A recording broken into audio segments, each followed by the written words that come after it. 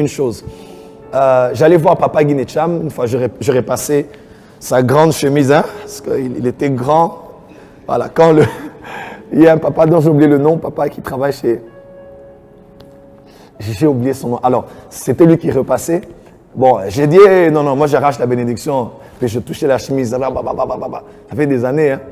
Et alors que je repassais, papa m'a dit, on va aller prier au bureau, je crois, du pasteur Espérance. Mbakadi, c'était dans sa maison ici, voilà, non loin de Kitambo. Alors on a commencé à prier, puis pouf, on a entendu la voiture, et puis Daddy Espé est entré, à peine entré, il est entré au bureau, il a commencé à prier. Robo Shabrada Baseke Ribaba. Oh, je pense que. Et nous, on était à terre, Papa Guiné, c'est un grand prieur. Moi aussi, j'essayais un peu de suivre le rythme pour prouver aussi que j'étais un peu trop spirituel. Mais quand il est entré dans l'atmosphère, il a pris, je crois, plus d'une heure, 1h25, 1h30, et puis il est sorti. Et tous ceux qui connaissent le pasteur Espérance Makadi, par les médias ne le connaissent pas toujours. Son chauffeur, son coiffeur, son interprète, ceux qui vivent avec lui vous diront, il y a une chose qui marque son ministère, c'est la prière. Je vous dis, c'est difficile, nous, à notre petit niveau ici, des fois, pour prier. Seigneur, tout ce que j'ai dit et ce que je n'ai pas dit, toi-même, tu sais. Mais lui, il prie. Son interprète, un jour, m'a dit, il fait ça plusieurs fois. Ils étaient en train d'aller quelque part, il a dit parquet, ils ont commencé à prier, puis ils ont changé de destination pour la prière. Et c'est rare de voir un père aussi occupé, mais avoir le temps. J'étais avec lui au bureau récemment, la semaine passée, je pense. Il m'a dit, je sors d'une retraite. J'ai dit, Seigneur, moi, c'est quand la dernière fois que j'ai fait une retraite, mon Dieu. Cet homme respire la prière et il aime la présence de Dieu. Aidez-moi, s'il vous plaît, sans plus tarder, à recevoir l'ange de l'église de l'hôtel de Mangembo, un apôtre, un père pour nous. Nous sommes honorés de le recevoir, le révérend Espérance Makadi. Je vous en prie. Merci. Merci.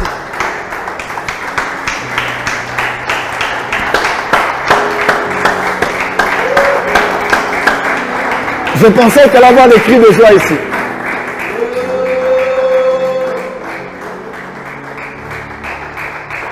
Je pensais qu'on allait avoir des cris de joie et des cris de joie.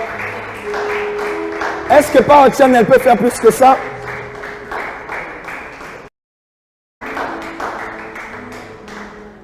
J'espère que tout est bien. Le micro de papa est branché. Gloire à Dieu, gloire à Dieu. Bonsoir papa. Bonsoir.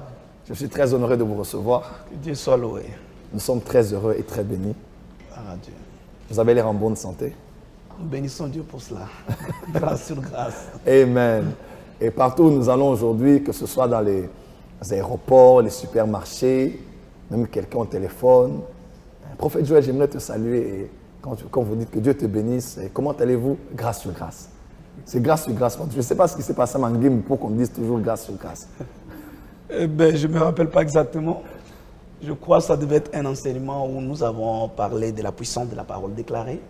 Selon qu'il est écrit que du fruit des lèvres, un homme rassasie son corps. Et nous avons appris à conformer notre langage, ou du moins que notre langage soit l'expression de notre foi. Et nous avons dit désormais, nous répondrons de cette manière-là. Grâce sur grâce, on appelle une grâce et une autre arrive. Et puis, on a commencé à expérimenter des choses, c'est parti. Et c'est devenu l'héritage du corps de Christ. Nous bénissons Dieu pour cela. Est-ce qu'on peut dire grâce sur grâce? Est-ce qu'on peut acclamer très fort pour le Seigneur? C'était les premières paroles de papa. Je veux juste me rassurer que tout va bien. Voilà, tout va bien? Rassurez-moi que tout va bien, puis je continue. Voilà, gloire à Dieu. Papa, nous sommes très honorés de vous recevoir ici, sur le plateau de Power Channel. C'est pour nous un grand honneur de recevoir aussi le patron d'une grande chaîne de télévision qui fait un grand travail à Kinshasa et partout on suit Vert Pâturage. Nous saluons ici toute l'équipe de Vert Pâturage qui travaille pour permettre aux hommes de Dieu d'être écoutés à la parole de Dieu, mais aussi au culte de l'église de Mangembo. C'est vraiment formidable. Papa, je ne sais pas vous appeler apôtre, pasteur, papa, bon, vous allez me permettre de vous appeler comme je le sens. Je ne serai pas le journaliste seulement, je suis aussi votre fils. Et celui qui représente aussi toutes ces personnes qui ont vraiment envie de vous écouter ce soir. Alors ce soir, en guise d'introduction, si vous permettez, je vais procéder à un questionnaire, un jeu. Je vous présenterai quelques mots ou quelques noms. et vous me direz, si cela ne vous dérange pas, ce à quoi vous pensez en premier, en un mot ou en quelques mots. Et nous voulons être édifiés par ce qui vient directement, spontanément, de votre esprit. J'ai sélectionné quelques mots qui viennent de votre univers, de votre vie, qui entourent votre vie, et même un peu plus loin, et avoir une idée de ce qui vous vient directement à l'esprit. Jésus-Christ. Mon Seigneur et Sauveur, le Rédempteur de l'humanité, le Maître des temps et des circonstances, le Créateur de toutes choses, celui par qui toutes choses ont été créées et toutes choses subsistent. C'est tout ce qu'il faut. Et pour maintenant, et pour le passé, et pour l'éternité. Wow.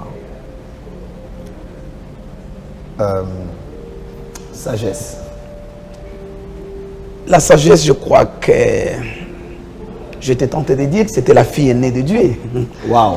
Alors que Dieu a plusieurs fils que nous sommes, mais la sagesse, c'est au fait Jésus-Christ, sous une autre forme, la manifestation de voix de Dieu. C'est cela, Jésus-Christ.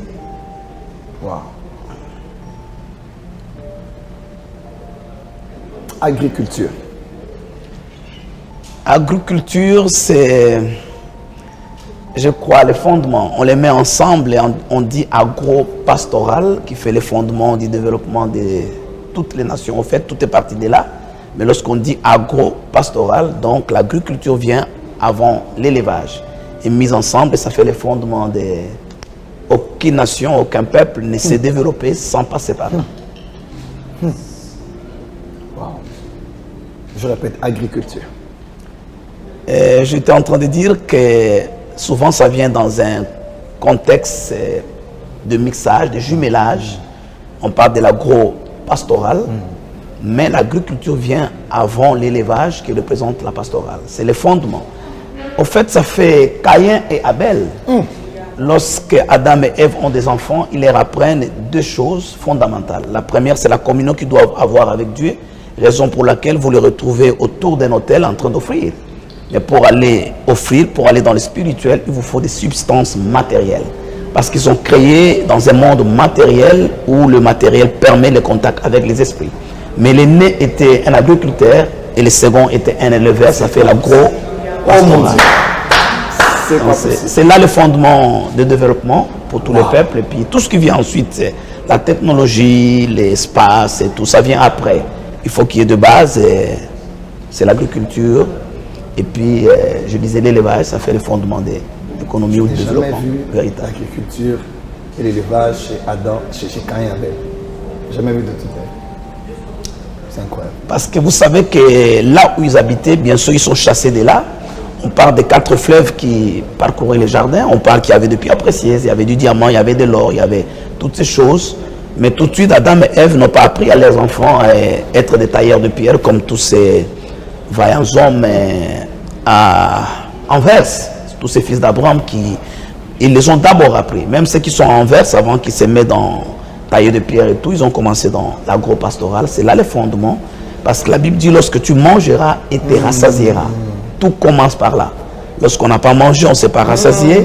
Il y a des vides dans son cerveau et puis on ne sait pas réfléchir. Raison pour laquelle certains systèmes politiques s'organisent pour maintenir les gens dans la famine pour qu'ils aient de vie dans la tête, ils ne savent pas réfléchir et puis ils pourront pas aller plus loin.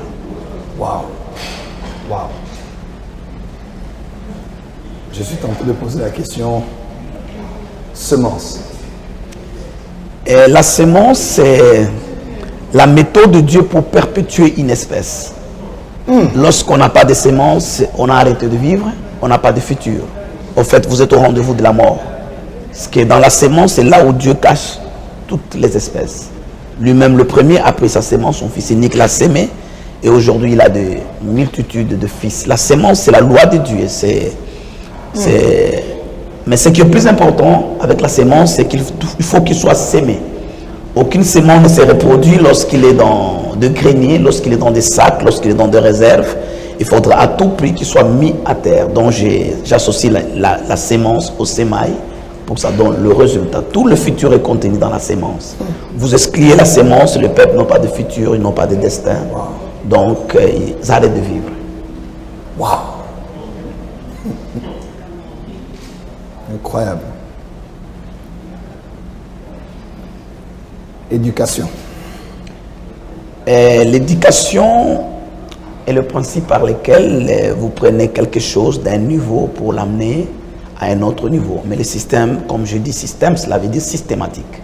Ça doit être fait d'une manière ordonnée, d'une manière organisée. C'est ce qui fait système, donc systématique. Parce que vous pouvez enseigner aux gens plusieurs choses sans les amener nulle part. Et malheureusement, c'est la difficulté de nos églises. Lorsqu'un jeune homme va à l'université 5 ans après, si c'est dans des contrées où ça fait 5 ans, il est licencié en ceci et en cela.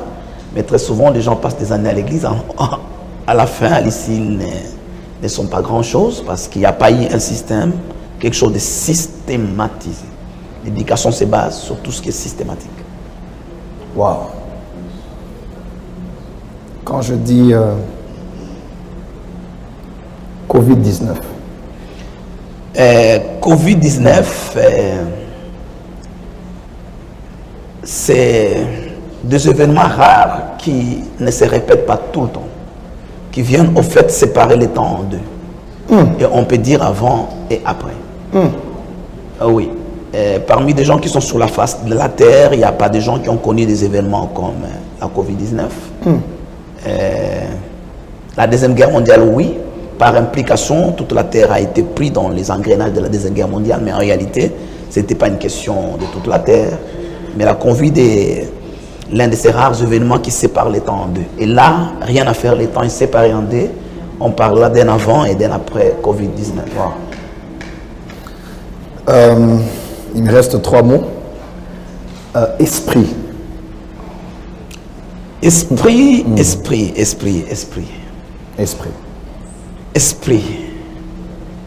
Esprit. Vous voulez vraiment qu'on y aille? Allez-y, papa.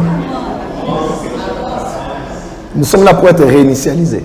Parce que l'esprit, c'est l'essence de toute chose et même du matériel. Le verset est l'un des versets, pour ne pas engendrer des débats inutiles, l'un des versets le plus important de la Bible est Hébreux 11, verset 3. Malheureusement, il est ignoré. Je crois même, s'il m'est permis de faire ma théologie à moi, je vais classer Hébreux 11, verset 3, juste après Jean 3, verset 16. Parce que la plupart des théologiens classent Romains 12, verset 2, dit après la régénération, l'élément le plus important, c'est le renouvellement de l'intelligence. Je ne suis pas contre cela. Mais je pense qu'Hébreux 11, verset 3, c'est le verset oublié, pourtant le plus important. Le texte dit, c'est par la foi que nous croyons que des choses que nous voyons viennent de celles qu'on ne voit pas. Et lorsqu'on parle de l'invisible, c'est le monde de l'esprit. Au fait, l'esprit est la matrice du matériel. C'est là où le matériel est conçu, c'est là où le visible est conçu, et une fois engendré, il se manifeste.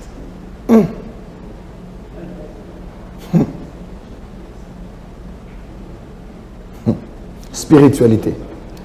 Ben, je crois que là, on risque de se répéter parce que spiritualité dégage ou est une conséquence juste de l'esprit. C'est de l'esprit que la spiritualité se manifeste. Et malheureusement, c'est un cercle très très fermé. Et je vais peut-être vous décevoir pour dire qu'il y a très peu de chrétiens dans ce cercle de la spiritualité. Très peu de chrétiens. Les chrétiens sont bibliques, ils aiment Dieu, ils prient. Mais lorsque vous allez dans l'univers de la spiritualité, il y a beaucoup plus, en termes d'humain bien sûr, parce que la spiritualité c'est tout un monde. Si vous me permettez, en fait il y a des systèmes qui sont en confrontation, en hostilité, et la terre s'avère être leur théâtre des opérations. Le premier système c'est ce qu'on appelle le royaume de Dieu, et le deuxième système c'est ce qu'on appelle le monde. L'un et l'autre font partie de la spiritualité. Et la terre n'est que le théâtre des opérations de ces deux mondes en confrontation. Je reviens dans ce que je disais. Lorsque vous allez dans la spiritualité, malheureusement, vous trouvez très peu de chrétiens.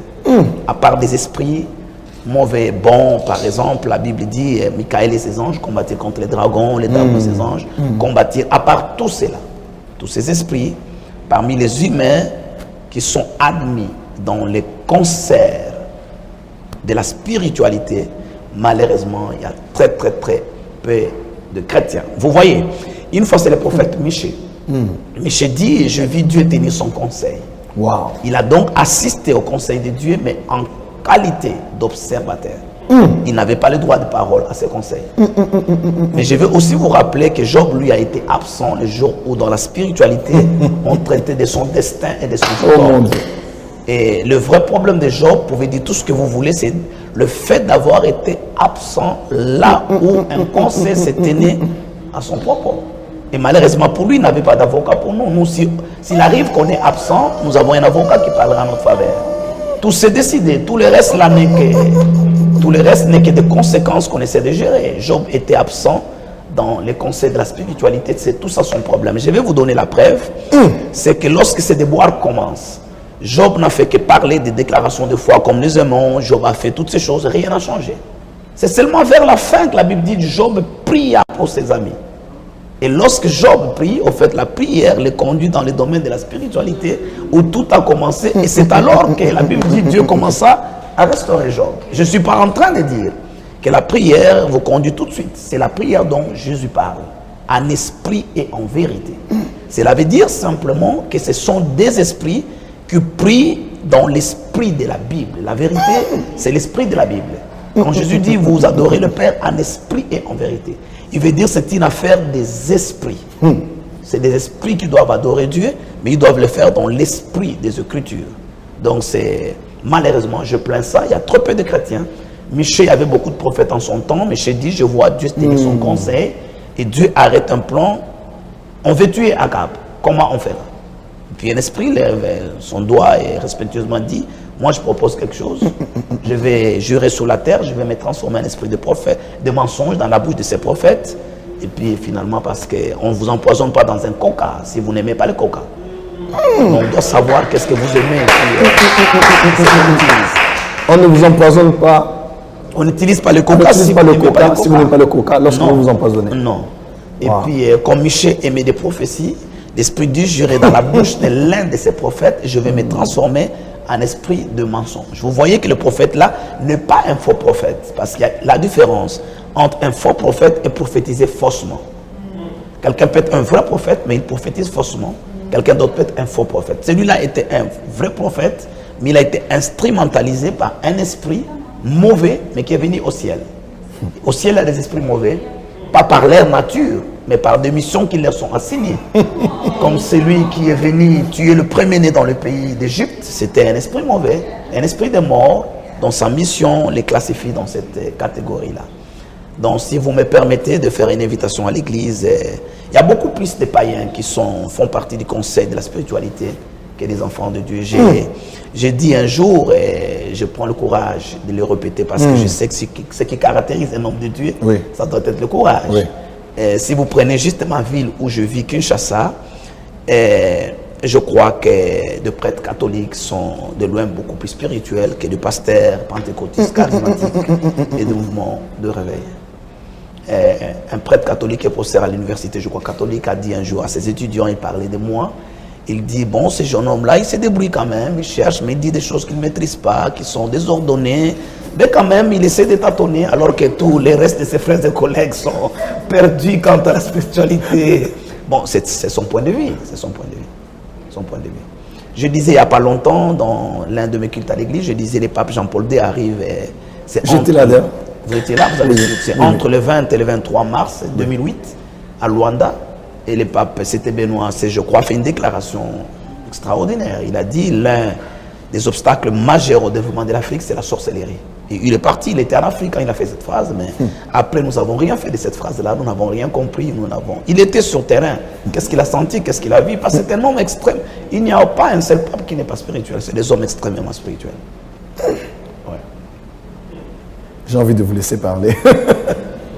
Ils ne sont pas crémés très fort pour le Seigneur. Waouh! Waouh! Waouh! Waouh!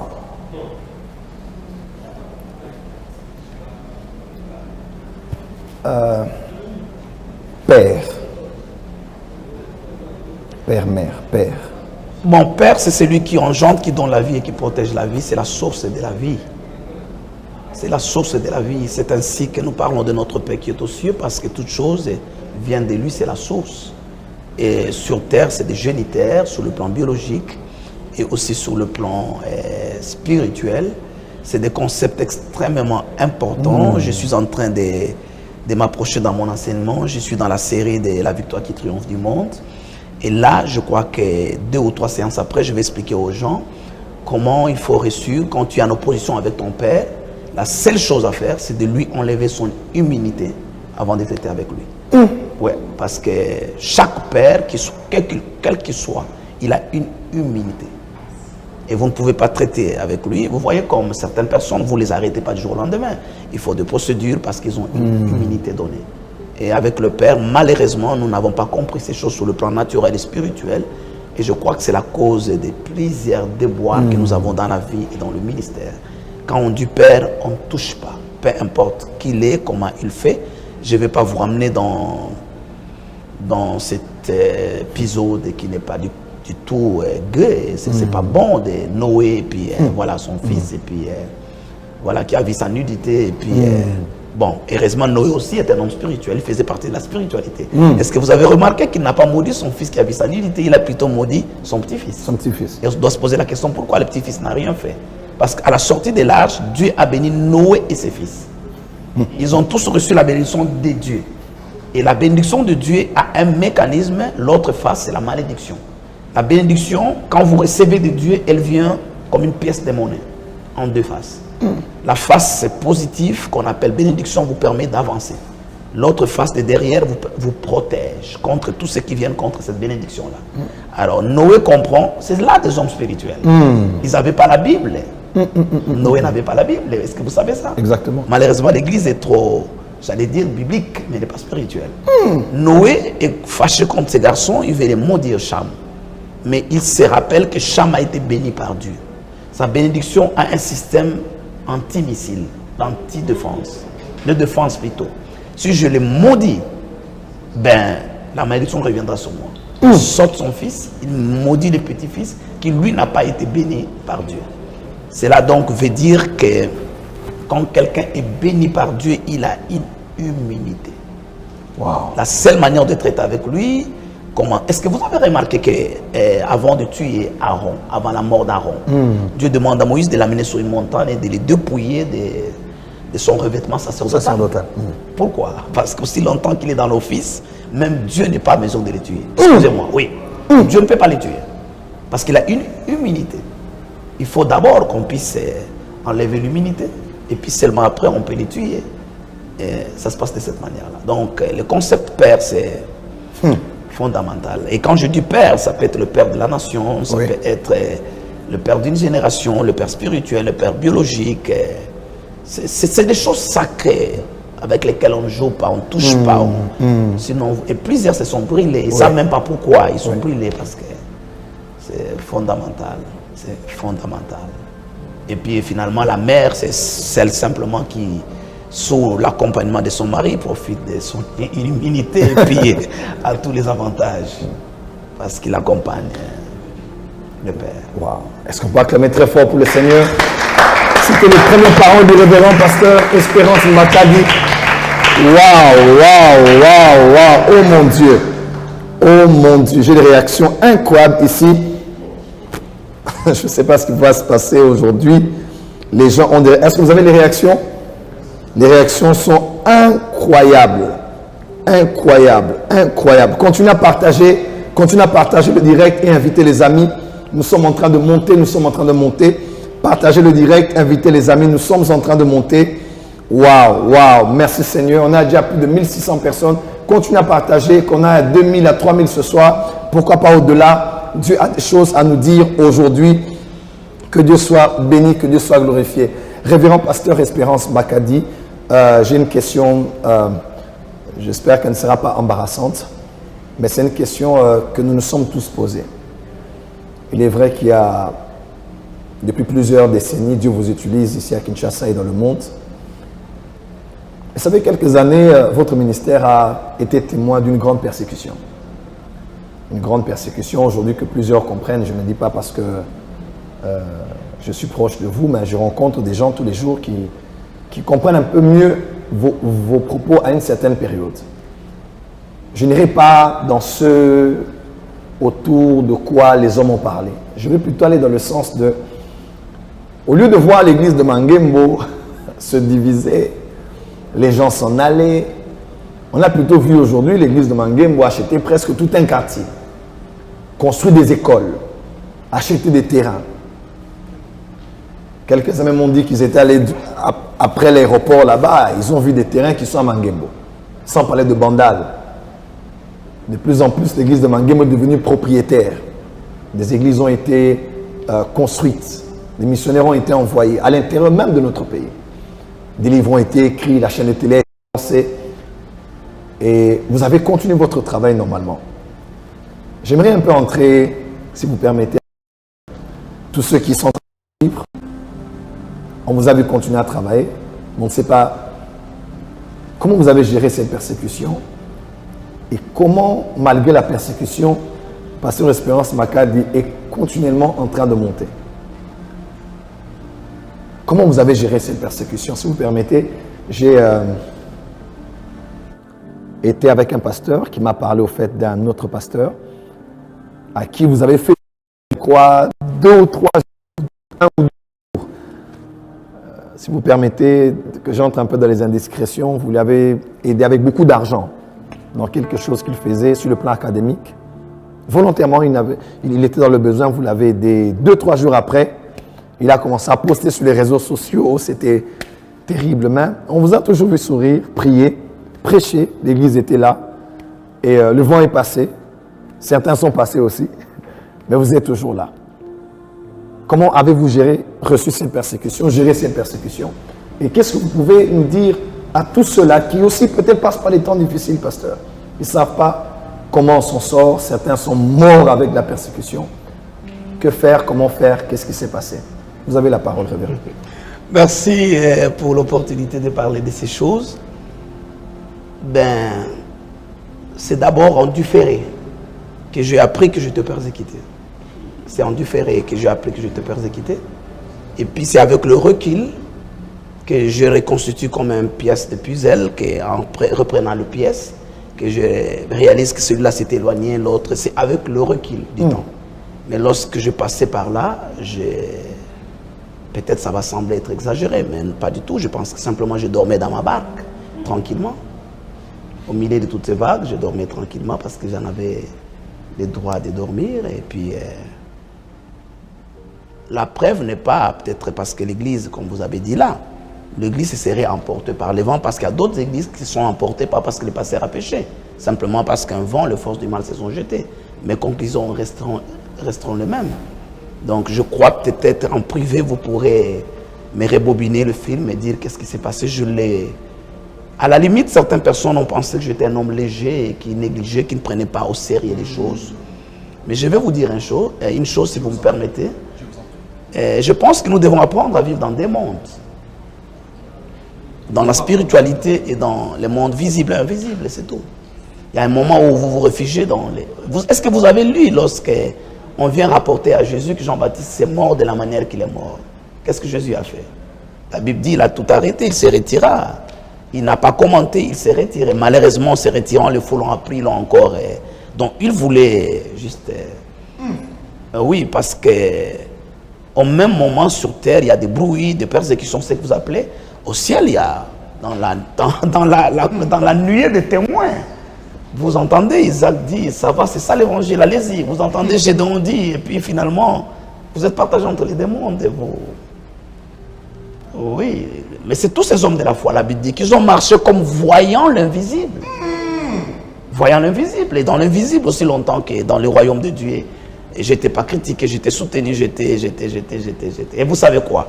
J'ai le privilège ce soir d'avoir sur ces plateaux en face de moi un couple qui, pendant ces temps de persécution, sont venus me voir avec une offrande comme je n'avais pas reçu peut-être de quelqu'un avant. Wow. Juste pendant ces temps-là. Ça veut dire que Dieu, ils n'ont pas dit grand-chose, simplement Dieu nous a mis à cœur, Dieu est avec toi et puis Dieu te bénit et puis tout. Et pourquoi vous voulez que je puisse m'occuper de celui qui est en train de m'injurier, de me critiquer, au lieu de me focaliser sur cet ange, cet couple que Dieu envoie pour...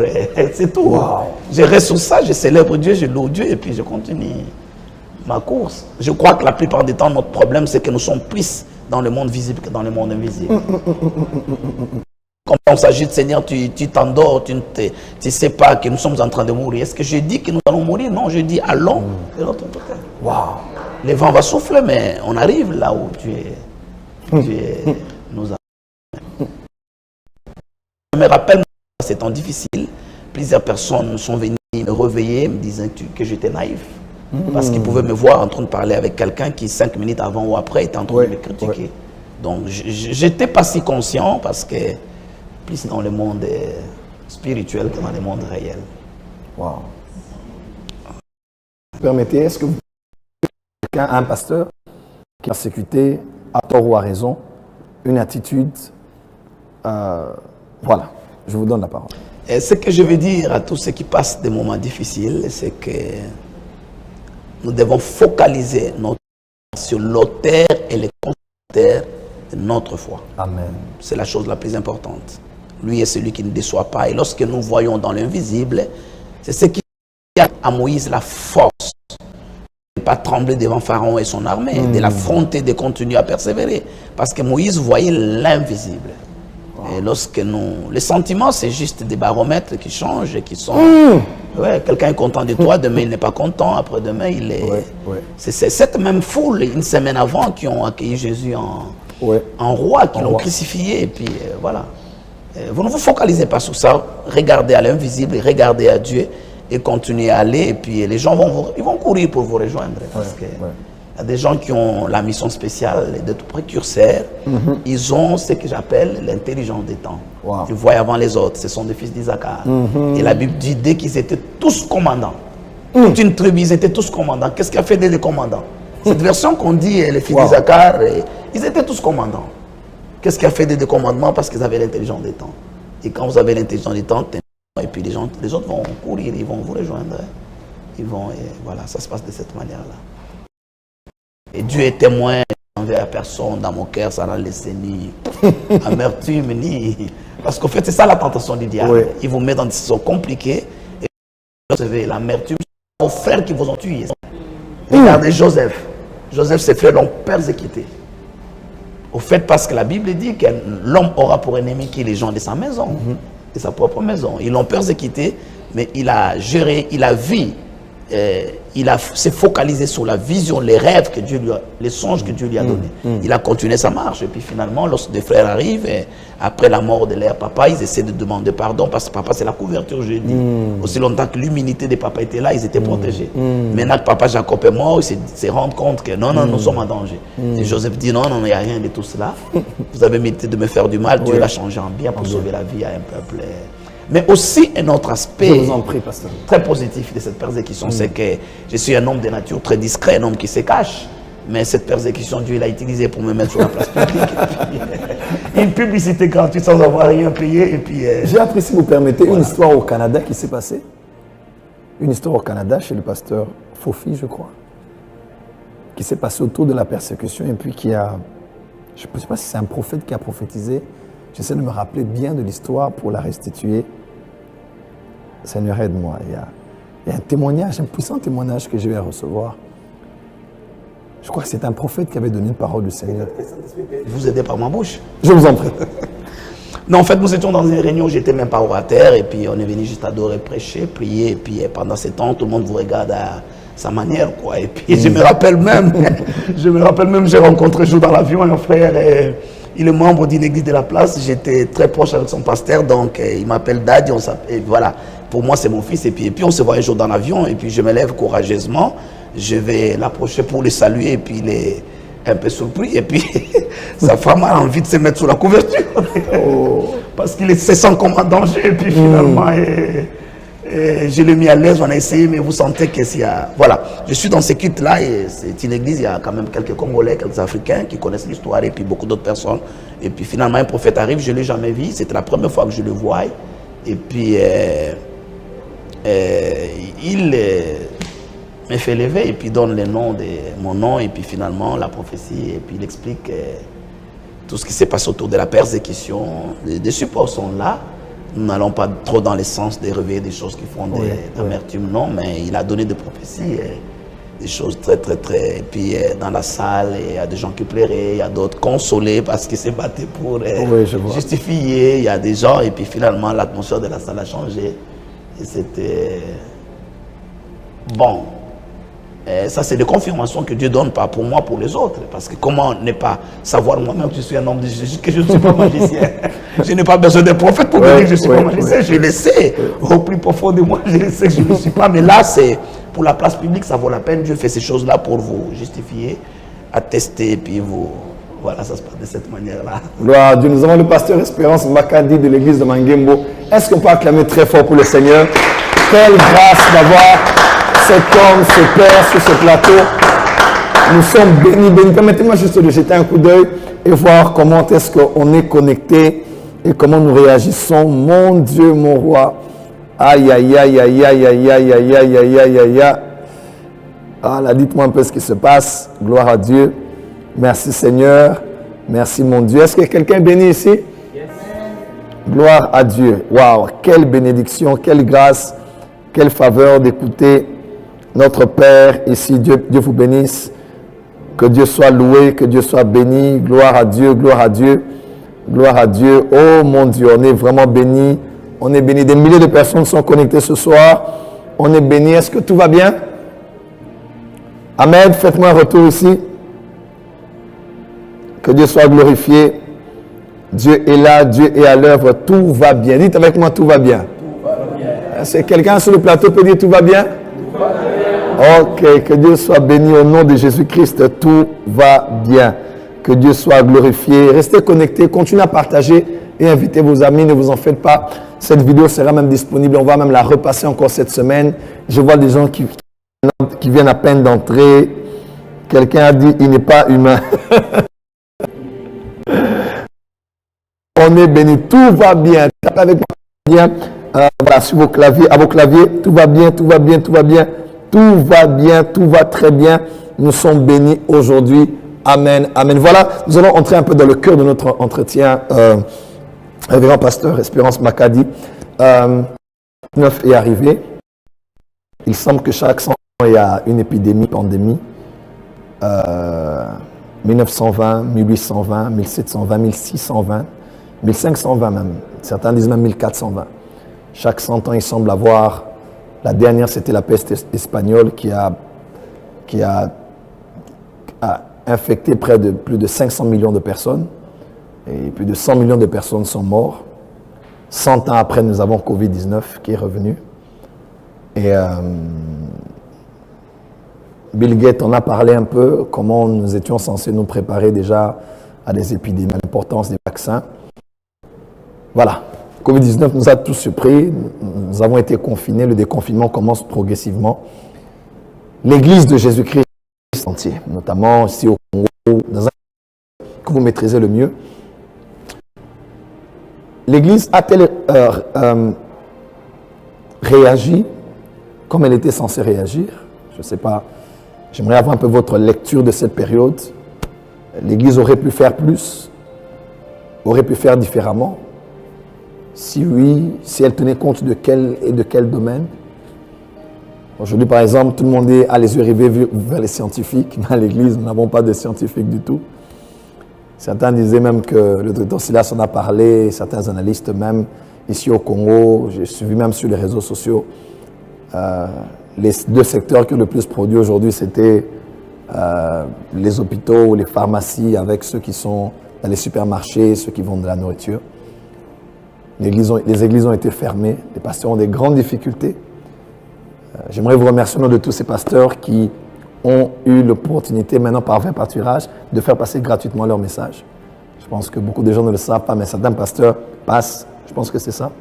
Actuellement, ils passent. Vous avez insisté que la parole de Dieu soit prêchée parce que c'est elle qui garde l'atmosphère. Covid-19, l'Église, selon vous, comment ça s'est passé avant que nous puissions entamer le futur? Mais la première des choses, il est question d'une crise.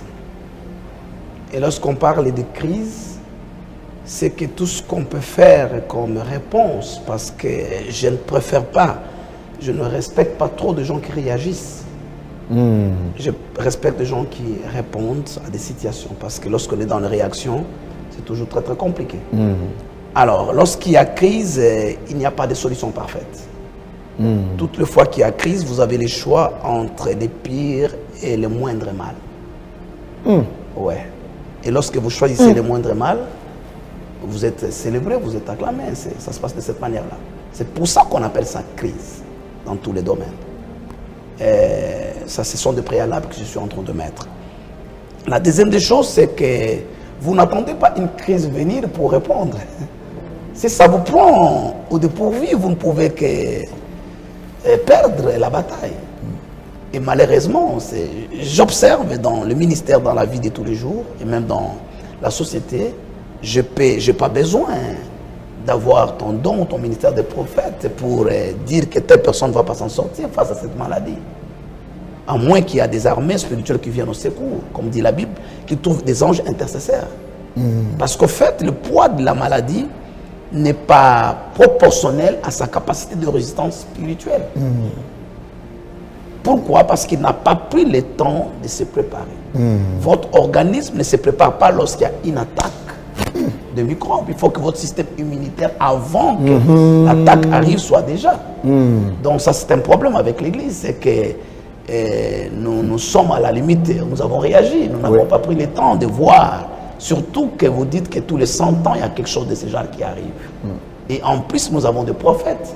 Nous ne devions pas être surpris comme le reste du monde. Et vous parlez même de certains leaders d'opinion qui, particulièrement parmi l'élite de la voix, des gens qui ont dit, il faut dire qu'ils ont prophétisé, non, qui ont pronostiqué, qui ont vu venir ce genre de choses. Donc l'Église a été prise au dépourvu. Et c'est ça, malheureusement, et là nous avons commencé à essayer de nous battre pour nous en sortir. Supposons que dans le pays d'Égypte, Pharaon n'ait pas eu son songe, ou qu'il n'ait pas eu Joseph pour interpréter les songes, et que la crise soit venue. C'est dans cette situation qu'on s'est retrouvé.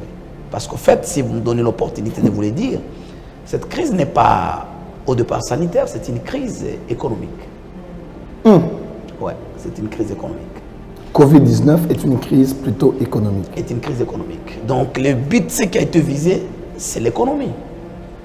C'est l'économie qui a été visée. Mais pourquoi? Le seul nom que vous avez cité sur votre plateau, de la personne dont vous avez cité le nom, je n'ai pas envie de citer son nom, je n'ai rien contre lui, simplement, vous l'avez cité. Il fait partie de l'élite de la voix. Et l'élite de la voix, c'est l'économie. Et pourquoi lui a été le premier à réagir et tout? Parce qu'ils ont vu leur secteur être visé, être ciblé. Je ne sais pas s'il faut tout de suite vous amener dans ça. Je vous en prie. Dans la configuration spirituelle, vous prenez le livre de Zacharie chapitre 6. Dieu ouvre le prophète, les yeux de son prophète Zacharie. Et Zacharie voit des phénomènes qu'on ne peut pas voir avec l'œil humain. Vous avez parlé de la spiritualité. Oui, exactement. Il voit des montagnes d'airain, comme vous voyez toutes ces mines dans les Katanga, voilà. Il voit sortir là 4 chars. Et ces chars qui sortent ont des chevaux sur ces chars et 4 groupes de chevaux différents. Et ils reçoivent l'ordre d'aller parcourir la terre. Les uns doivent aller et puis finalement, et au cheval noir, ou le char qui transportait le cheval noir, on lui donne l'ordre d'aller dans le pays du septentrion. Donc le septentrion, c'est l'Occident. Le midi, c'est l'hémisphère sud, et puis voilà, toutes ces choses-là. Et ils sont partis avec l'ordre, un mandat, un ordre de mission, ils ont des choses à accomplir. Et tout de suite après, ce chapitre Zacharie 6, c'est bizarre. Ça, c'est la première partie du chapitre, je crois, 1 à 8. Vous arrivez, le verset qui vient après, et la suite n'a aucun rapport avec ce qui vient avant. Après que Zacharie ait vu ça, Dieu lui dit, voilà ce que tu feras. Tu iras chez un tel, un tel, un tel. Ils sont revenus de la captivité babylonienne. Ils n'ont pas grand-chose, mais ils devront faire des sacrifices et donner de l'or. Et l'or qu'il te donnera, tu vas, avec cet or-là, tu vas fabriquer des couronnes. Mais ces couronnes, tu iras dans le temple, dans la maison de Dieu. Et Josué, le sacrificateur, est là. Et tu prendras ces couronnes, tu mettras sur sa tête. Mais Dieu, comme il n'est jamais pris au dépourvu, il sait comment Josué va réagir. Josué va refuser les couronnes parce que dans le revêtement dans l'habillement des souverains sacrificateurs, il n'y a pas de couronne. Moins encore en or. Parce qu'il y a 3 offices, vous le savez, dans l'Ancien Testament, 3 ministères. Il y a la royauté, le prophète et il y a les sacrificateurs. Mais dans l'accoutrement des sacrificateurs, selon que Dieu a instruit Moïse, il n'y a rien de couronne.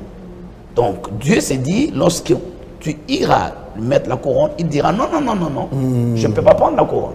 C'est comme ça que Dieu dit, tu lui diras, ainsi dit l'Éternel. Vient un homme qui s'appelle Germe. Il germera en son lit. Il aura les insignes de la majesté. Il sera sacrificateur sur son trône. Et Dieu avance et il dit, et il y aura une parfaite union, c'est-à-dire entre les sacerdoces et la royauté.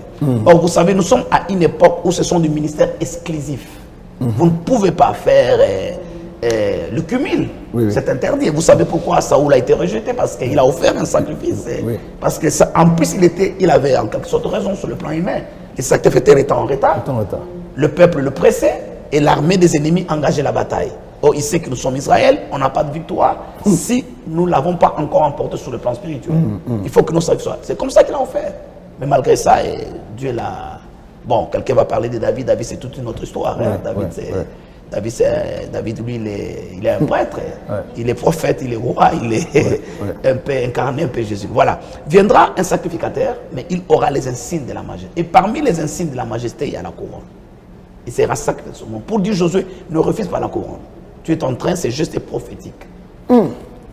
Maintenant, vous mettez les chapitres ensemble, qu'est-ce que cela veut dire? Ces chevaux apportent la crise sur la terre, mais la réponse est dans l'union parfaite entre les sacerdoces et la royauté. C'est là, c'est les Joseph, qui est à mesure d'entrer dans la spiritualité pour interpréter des visions et des sons, mais qui est aussi capable de gérer des réserves stratégiques sur le plan scientifique. Et là, c'est la solution à la crise. C'est la solution à la crise. Alors, je vous disais que c'est une crise qui est économique. Parce qu'en fait, nous entrons dans Apocalypse 6. L'Apocalypse 6 est la suite logique de Zacharie 6. L'Apocalypse 6, on va briser un sceau parce qu'en fait, Apocalypse 5, quelqu'un a un livre dans sa main. Un ange dit qui est digne de prendre le livre, vous connaissez l'histoire pour gagner du temps. Personne au ciel, sur la terre et sur la terre. Et Jean apporte les mauvaises habitudes de la terre au ciel, il commence à pleurer. Il commence à pleurer là où dit non, mais si on ne pleure pas, ça se passe comme ça. Arrête de pleurer. Regarde les lions de la tribu de Juda vaincus, il est digne de prendre. Malheureusement, quand il ouvre les yeux pour regarder, il ne voit pas les lions, il voit un agneau comme immolé. On lui a annoncé le lion qui est le roi de la forêt. Mais il voit l'agneau qui est le sacrifice. Là encore, nous voyons l'union parfaite entre royauté et sacerdoce. Parce que là, on dit, regarde les lions de la tribu de Juda. Il a vaincu, il est digne de prendre le livre. Jean ouvre gros les yeux, cherche le lion, mais il voit un agneau comme immolé. Donc c'est les sacrificateurs, les sacrifices. Et puis lui vient, il prend le livre de la main de celui qui était sur le trône. Et puis on commence à chanter au ciel, tu es digne, toi seul, parce que tu as été capable de racheter par ton sang tous des hommes de toute race. Et tu as fait des versets 10 après les 5. Tu as fait des rois et des sacrificateurs. Et ils y régneront, pas au ciel, parce que les cieux de cieux appartiennent à l'Éternel. Personne ne régnera au ciel. Si vous avez l'intention d'aller régner au ciel, c'est une conspiration d'un coup d'État contre les dieux des cieux. S'il vous plaît, pasteur, est-ce que vous pouvez juste répéter ça? En fait, c'est la tentation du diable. Il a voulu régner au ciel. Le ciel de cieux appartient à l'Éternel. Et on ne peut pas avoir deux rois dans un même environnement. C'est pourquoi, en créant l'homme, il a envoyé comme gouverneur dans un territoire d'outre-mer pour aller le représenter là-bas. Va régner là-bas et tout. Ça se passe de cette manière-là. Malheureusement, les chrétiens rêvent et ils pensent qu'ils régneront au ciel. Et en plus, ils oublient qu'au ciel, ils n'iront qu'en vacances. La vie éternelle, nous la passerons sur terre. Parce que la Bible dit dans Apocalypse 21, je vis de nouveaux cieux et une nouvelle terre. Donc ils sont allés en vacances. L'agneau est allé présenter l'épouse auprès du Père en vacances de noces. Il revient pendant le millénium, il règne 1000 ans sur la terre, avant-goût du règne éternel, mais après nous régnerons sur la terre. Parce qu'il a donné la terre au Fils des hommes. Bien sûr, une nouvelle terre, et lui restera au ciel. Je rentre dans Apocalypse chapitre 6. Finalement, ils régneront sur la terre, et puis l'agneau prend le livre de la main de celui qui est assis sur le trône. Je ne sais pas trop le décrit, mais on peut s'imaginer que c'est notre Père. Et puis finalement, il prend le livre l'agneau. Maintenant, au chapitre 6, on commence, parce que les livres étaient scellés en dedans et en dehors. Il y avait des choses écrites, des choses dedans, il fallait découvrir. Maintenant, entre les mains de l'agneau, on commence à briser les seaux. Oui. Lorsqu'on brise les premiers seaux, c'est un groupe de chevaux qui sort. Comme dans Zacharie, ce sont des chevaux blancs. On brise le deuxième seau, ce sont des chevaux roux. On brise le troisième, c'est des chevaux noirs. Et le quatrième, c'est des chevaux pâles. Avant que je ne revienne, avant que je ne continue, remarquez ceci. Lorsqu'on brise le cinquième seau, c'est les âmes de ceux qui sont morts, qui sont sous le trône de Dieu, qui dit, mais jusqu'à quand ne vengeras-tu pas notre sang? Mais la question est de savoir pourquoi à ce moment précis. Parce qu'ils ont vu la terre en temps de faiblesse. Et de martyrs dont le sang, il dit, mais c'est maintenant, comme ils sont faibles, tous ces gens de la terre, il faut frapper pour que notre sang soit... Non, Dieu dit, non, attendez, il faut que les autres aussi, vos frères, que la coupe arrive, parce qu'on ne chasse pas les Cananéens jusqu'à ce que leur péché... Oui. La coupe dévore. Exactement. Voilà. Maintenant, je rentre dans les chevaux de Zacharie, d'Apolyse, c'est la même chose. Le premier groupe de chevaux, c'est les cheveux blancs. Les chevaux blancs, il y a un piège là-dedans. Plusieurs ont interprété croyant que c'était le Messie. Parce qu'il est habillé en blanc, il vient en vainqueur pour vaincre. Non, loin de là. Regardez le cavalier du cheval blanc d'Apocalypse 19. Il a une marque, si son habit a une tache de sang. Mais celui de 6, il n'y a pas de tache de sang. C'est le sang là qui fait la différence. Il est habillé en blanc, mais il y a une tache de sang. Le sang, le prix de la rédemption. Le premier là, c'est au fait l'antéchrist. Ok. L'antéchrist ne veut pas dire, comme vous dites généralement, l'antichrist. Non, c'est l'antéchrist. Ça ne veut pas dire contre Christ, ça veut dire comme Christ. Oui, comme Christ. Donc le séducteur, s'il n'est pas comme le Messie, en quoi il nous séduira? Il faut qu'il soit comme le Messie. Donc le pouvoir de la séduction, c'est que le faux ressemble au vrai. C'est là où se trouve le piège de la séduction. Et pourtant, plusieurs l'ont acclamé, ces cavaliers-là disent, voilà, non. Alors, les cavaliers du cheval blanc, quel est son travail? C'est de s'attaquer au secteur qu'on appelle la religion. C'est comme ça qu'il vient dans la face comme du Messie. Et vous connaissez, non? Il rougit comme un lion. Ça veut dire qu'il y a un vrai lion, lui est comme un lion. On dit, il se transforme en ange de lumière. Donc lui vient, mais c'est pour attaquer le secteur qu'on appelle la religion. Parce qu'il y a 7 secteurs. Vous êtes très calés dans ces histoires. Il y a 7 secteurs dans une société, 7 secteurs clés. Vous connaissez la réforme sociétale très très bien. Voilà, il y a le premier secteur, c'est la religion. Et la religion est le secteur gardien de société, gardien des nations et des peuples. Parce que je vous ai dit que la matrice du monde visible et matériel, c'est le monde spirituel. Le monde spirituel. Donc, c'est là le rôle de l'autel du sacrificateur. C'est de veiller, parce qu'il est... Au fait, les autels sont des aéroports, sont des frontières entre l'invisible et le visible. Le cheval blanc vient pour aveugler, parce qu'il a une mission. Il a les autres chevaux qui viennent après lui. Mais lui vient comme un précurseur pour séduire, égarer, distraire l'église, ou, bon, disons la religion d'une manière générale, qui devait être les gardiens du peuple, qui devait sonner la trompette pour dire attention à quelque chose qui arrive. Et lui vient, il peut soit nous plonger dans des discussions futiles qui n'ont rien à voir, et nous commençons à nous entretenir, à tuer nos propres prophètes. Il peut juste nous faire tomber dans beaucoup de choses. Bref, la séduction. Lorsqu'il a reçu la séduction, il passe les bâtons de relais, parce que c'est une course à relais. Et ils savent faire ces choses-là que nous ne savons pas. Il passe les bâtons au cheval roux. Le cheval roux, il attaque le secteur qu'on appelle le gouvernement. Parce que lui a la mission, lisée dans Police, de venir ôter la paix de la terre. Tout le gouvernement se bat autour de la paix. De la paix, oui. La paix sociale et tous les autres paix. Et vous voyez ici, on avait dit on est en confinement, que les boulangeries ferment. Pourquoi on a laissé les alimentations de tourner? Pour que les gens, pour qu'il y ait paix sociale. Pourquoi l'électricité, on ne paye pas l'eau? C'est la paix sociale. Alors maintenant, ce cheval roux vient, lui, s'attaque. Et je vais illustrer ça à la fin, rappelez-moi. Je vais illustrer ça par 2 ou 3 génocides qui sont passés dans l'histoire moderne. Génocide des Arméniens et des génocides juste à côté, dans le pays de 1000 collines. Voilà. Et lorsque lui, il a séduit l'église, la religion est distraite, le blanc prend les relais, lui vient attaquer le gouvernement. Il y a des crises, il y a des ceci, peut-être même des guerres, et puis finalement. Et le cheval roux passe toujours les bâtons de relais au cheval noir. Et le cheval noir vient attaquer l'économie. On ne s'est jamais posé la question, pourquoi les sanctions économiques ne tombe que lorsqu'un pays a des crises politiques. Ouais. Parce que quand les gens ont des crises politiques, on suppose qu'on doit les aider. Mais on ajoute on ajoute des sanctions économiques. Les fonds, les embargos. Voilà, les embargos. Et vous connaissez pourquoi les embargos? Non, c'est pour vous faire pression que vous revenez sur la table des négociations. Mais c'est pas logique en fait. Quand il y a des crises politiques déjà, nous devions peut-être aider les gens à manger bien. Non. Parce que dans le monde spirituel, ce qu'on vit dans le naturel n'est que le résultat de ce qui a été conçu dans la matrice, qui est le monde spirituel. Donc, le cheval est noir et plutôt roux, donne le bâton au cheval noir. Et le cheval noir s'attaque à l'économie. Mais c'est un cheval très rusé. Parce que lorsqu'il vient, on lui donne l'ordre. Dans Apocalypse 6, on dit, tu feras tout, tu mettras la crise, mais ne touche pas au vin et à l'huile. C'est l'instruction qu'il a. Ne touche pas au vin et à l'huile. Ouais. L'huile et le vin, tu ne touches pas. Et je vous dirai pourquoi. Parce que le vin, c'est l'alcool, ça distrait les gens, ils vont boire, après ils ne vont pas penser à autre chose. Ça va les distraire. Oh mon Dieu. Ah mais oui. Et vous n'avez jamais remarqué que l'alcool n'a jamais été cher par rapport à tous les produits, même son prix est très très bien contrôlé.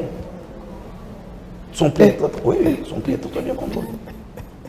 Oui, ça se passe de cette manière-là. Mais on lui dit aussi ne touchez pas à l'huile. L'huile, c'est quoi? C'est l'onction. Si les païens sont concernés par le vin, la Bible dit ne vous enivrez pas de vin, soyez remplis du Saint-Esprit. C'est-à-dire si nous aussi nous sommes très ivres du Saint-Esprit, nous sommes que dans le spirituel. Alléluia. Nous ne sommes que dans le spirituel. Nous devenons distraits pendant que les chevaux noirs sont en train d'agir. Parce qu'il sait que nous, l'alcool, on ne les prendra pas. S'il y a trop d'onction, nos jeunes gens ne vont pas à l'université étudier. Ils restent en retraite, ils restent dans la prière. S'il y a trop d'onction, nos politiques et nos hommes d'affaires n'ont pas de stratégie. Parce qu'en politique, quelle que soit l'onction, le soutien de prière, sans stratégie, vous ne réussissez pas en politique. Mon Dieu. C'est pourquoi la plupart des chrétiens qui vont en politique échouent. Échouent, examinez. Ils ne font pas longtemps, ils sont. Parce que là, c'est des stratégies. Mais ils utilisent l'huile. Vous voyez, tous ces frères qui sont en politique, ils n'ont pas de réunions, de nuits entières, de stratégies, ils n'ont que des nuits de prière, des pasteurs soutiennent, ils leur imposent les mains et tout. Et l'onction les enivre, et ça les distrait davantage, et puis le coup. Ça, c'est le cheval. Mais la capacité la plus dangereuse du cheval noir, c'est sa capacité de se métamorphoser. Il a plusieurs facettes. Vous pouvez penser que c'est le cheval roux parce qu'il y a la guerre, or c'est lui, par la guerre, il attaque l'économie. Il a plusieurs. Ça peut être la maladie, comme j'arrive maintenant à la Covid-19. Et tout le monde pense que c'est l'attaque, c'est la maladie. Non. C'est le cheval noir qui a pris. Alors, j'ai entraîné l'église depuis le début de cette crise. Je lui ai dit, c'est vrai que nous prions pour s'attaquer au virus. Mais la bataille sérieuse, c'est l'économie. Nous n'attendons pas qu'après la crise économique s'enchaîne et que nous puissions commencer à prier. Nous devons avoir l'intelligence des temps. Qu'est-ce que vous avez fait, par exemple, dans le cas d'espèce de l'église de Mangembo? C'est d'enseigner. Parce qu'il n'y a pas au fait meilleur qu'enseigner. Dites-moi, Jésus est venu sur terre. Qu'est-ce que Jésus a fait? Jésus a fait 3 choses. Il a prêché, il a enseigné et il a rendu ministère, c'est-à-dire service, guéri, malade et tout. Si Jésus revient aujourd'hui sur terre, il refera les 3 choses. Il ne construira aucune université. Il ne fera aucune usine aéronautique. Il refera. Parce que ce sont des choses les plus importantes. Oui, malheureusement, nous négligeons ces choses. Nous avons comme l'impression, plusieurs vous diront si Jésus. Je voulais que je vous choque. Choquez-nous. Jésus a trouvé Israël sous l'occupation romaine et les a laissés sous l'occupation romaine. Et les jours qu'il leur parle des choses, les disciples sentent qu'il est en train de partir. Il dit, mais quand est-ce que tu rétabliras le royaume d'Israël? Parce que nous avons cru qu'avec ta venue, tu vas nous délivrer de l'oppression des Romains. Mais là, tu parles, tu es en train de partir. Quand est-ce que c'est ces jours-là de la fin? Jésus lui dit, ça ne vous concerne pas. Vous recevez une puissance. Vous recevez une puissance. Allez. Ça, c'est des choses très, très importantes. Même les gens du monde n'agissent pas différemment. Ils agissent de cette manière-là. Vous savez comment? Comment, pasteur? Les gens du monde, vous avez parlé de l'éducation. Ils éduquent les gens. Le pays le plus développé, c'est le pays où ils mettent le budget. Un gros budget pour l'éducation. On ne garde pas de l'argent en réserve qu'on va distribuer aux enfants quand ils vont grandir. Non, on les envoie étudier. Et je vais vous dire une chose et profiter d'exhorter le peuple. S'il vous plaît, pasteur. Nous vivons un temps où le monde, le système du diable a envoyé des gens étudier pour apprendre comment mentir et manipuler les gens. Nous étions distraits.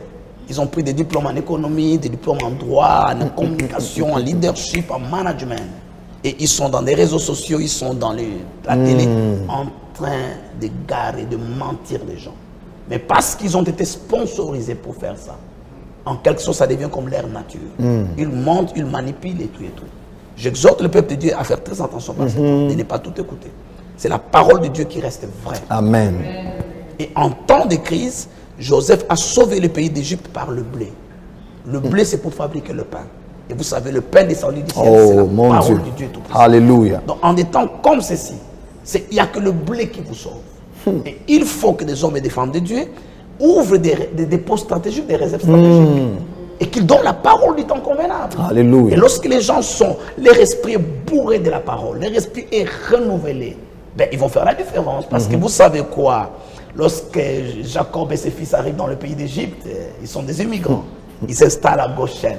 Mais pendant la grande crise, les Égyptiens sont en train de perdre des troupeaux, de l'argent d'abord, des troupeaux ensuite, des terres, après ils se vendent eux-mêmes.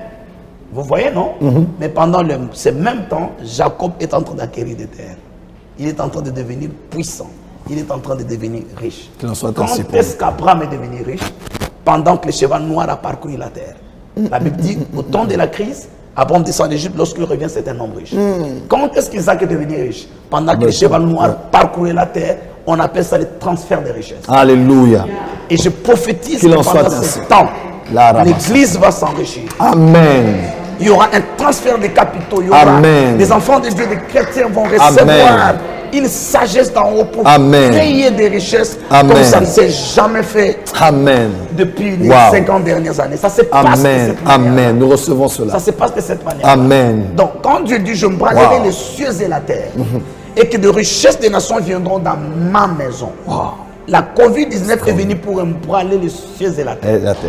Mais il faut que l'Église ait la sagesse, qu'il fasse des points de jonction par la foi de Joseph pour ce transfert des richesses. Ça ne nous échappera pas. Ça se passera de cette manière. Cela au nom de Jésus. Ça se passera de cette manière. Amen. Et si le cheval noir termine son travail, lui passe les bâtons de relais au cheval pâle. Et le cheval pâle, il ne se cache pas. La Bible dit son cavalier s'appelle la mort et le séjour de mort l'accompagne. Ça, c'est la crise sanitaire. J'hésite comment le dire. J'hésite comment le dire, mais j'ai comme l'impression que la Covid-19 est un précurseur d'une autre pandémie beaucoup plus grave. Oui. Une autre pandémie beaucoup plus grave. Et je crois que l'Église doit se préparer. C'était juste le cheval noir. Mais il passe toujours les bâtons. Vous avez examiné les 10 plaies en Égypte? Comment ça se passe, les 10 plaies en Égypte? Pasteur, vous avez totalement la parole. C'est pour cela que nous sommes là. J'ai l'impression d'être perdu, de relire ma Bible, d'essayer de comprendre la première phrase et la seconde vienne, et le temps de saisir la seconde, la troisième. Nous sommes en direct, le monde entier est en train de suivre. Je reçois des réactions ici. C'est incroyable comment nous sommes bénis par cette perfusion de la parole. C'est le blé, c'est le pain chaud qui vient du ciel. Soyez connectés. Je redonne la parole au pasteur. Voilà. Et je ne vais pas abuser du temps de nos... Je vous en prie. Tous ceux qui nous suivent et avec le respect qu'on a pour leur temps. Parce que lorsqu'on parle économie, le temps est fondamental. C'est la seule chose qu'on ne récupère pas, en fait. C'est la seule chose qu'on ne récupère pas. Et lorsque vous le gérez mal, tout le reste. Je suis un fils d'Isaacar, j'ai l'intelligence des temps. Voilà, on va aider. Mais lorsque vous prenez d'abord, vous parlez du blé en Égypte. C'était pas 10, c'était 11. Mais la première plaie, on ne l'a pas vu. Parce que c'est le cheval blanc qui est passé. Par sa ruse et sa séduction, on ne l'a pas vu. La première plaie, en fait, est la plus déterminante.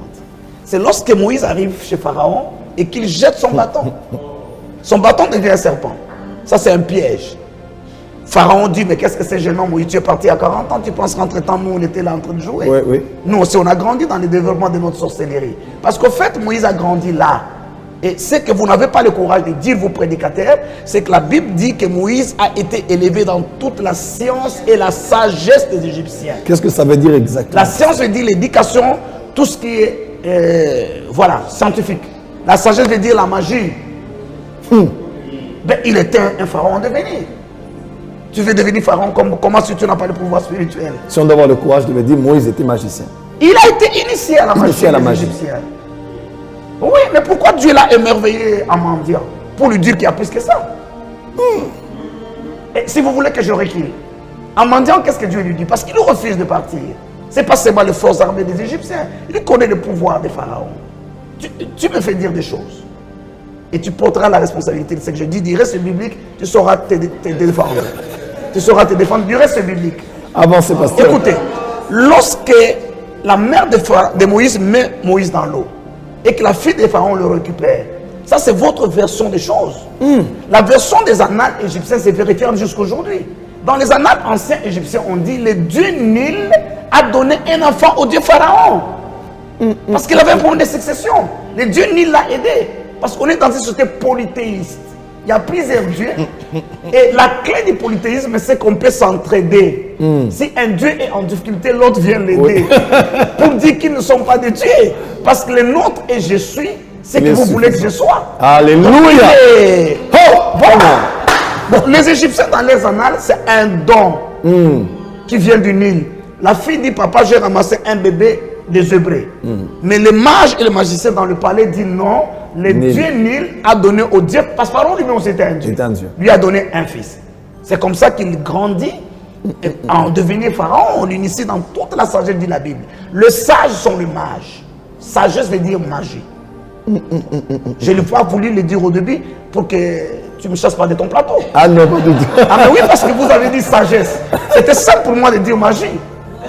Oui, c'est quoi la sagesse? C'est les voies par lesquelles on obtient des résultats.